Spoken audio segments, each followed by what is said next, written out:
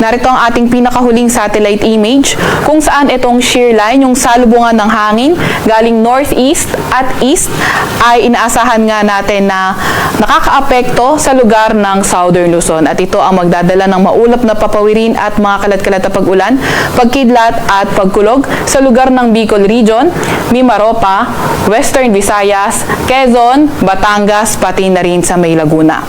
Samantalang northeast monsoon naman o amihan, patuloy pa rin ang epekto niyan sa northern at central Luzon. Asahan nga natin yung maulap na papawirin na may mga pag-ulan.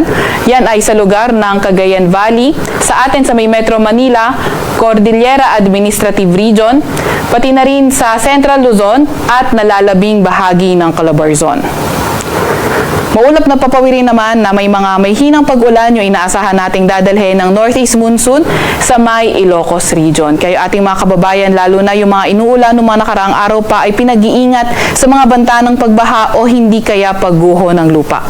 Samantalang easterlies o yung mainit na hangin galing karagatang Pasipiko ang nakakaapekto sa nalalabing bahagi ng ating bansa. Inaasahan nga natin the rest of the country partly cloudy to cloudy skies at may mga tsansa pa rin ng mga localized thunderstorms. Yung mga kasamahan natin sa Regional Services Division patuloy na maglalabas ng mga thunderstorm advisory, rainfall advisory o hindi kaya heavy rainfall warning kung kinakailangan.